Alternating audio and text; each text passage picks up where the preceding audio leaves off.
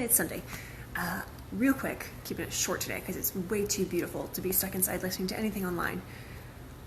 Last Friday, I went live for an hour to talk about room design and how that impacts the brain and stress response and learning. And specifically, I did a deep dive on sound. So how sounds in a room, a classroom, a working space, whatever kind of space can hurt or help the ability to learn.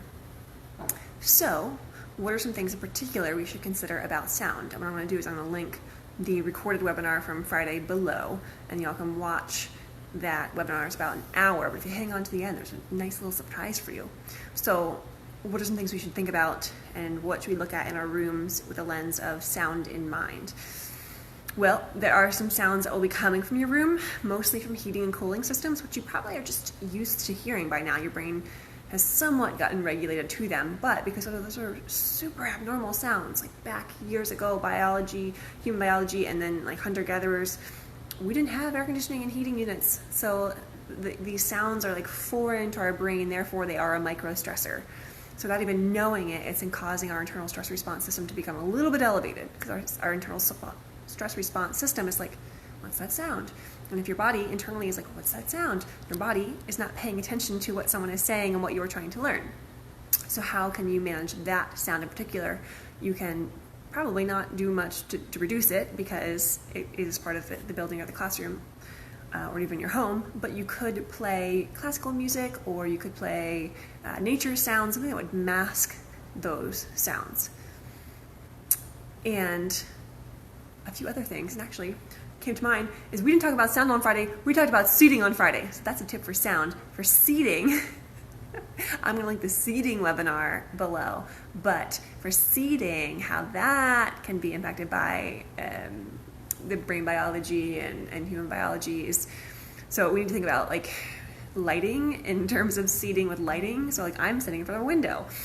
This would be a great working place for me because the light would keep me awake and alert and focused. If I were working in a dark bedroom, say maybe upstairs, I would be more likely to lose concentration, lose focus, and feel a bit more sleepy. So using the light to your advantage in your room. And also you could consider how you have your seats arranged. Circles, U's, groups, those are all conducive for social. If you don't want kids socializing while you're teaching, those aren't great room setups or seating setups, but you could have kids in rows if you wanted them to listen. So that's whether they're at desks, at tables, or on the floor. Think about a U shape, a circle shape, and then rows. Each one is conducive for a different type of learning or doing of work. Beyond that, just think about what other ways kids can sit. Can they stand? Can they sit up against the wall? Can they sit with their legs out? Can they sit with their legs in like a mountain shape? And all these different postures and ways to sit are helpful or hurtful to make kids more comfortable internally so that they can focus on learning. So they're not distracted internally, they can focus more on their learning. All right, so those are the basic things with seating to consider. How do you arrange your seats? What type of seats do you use?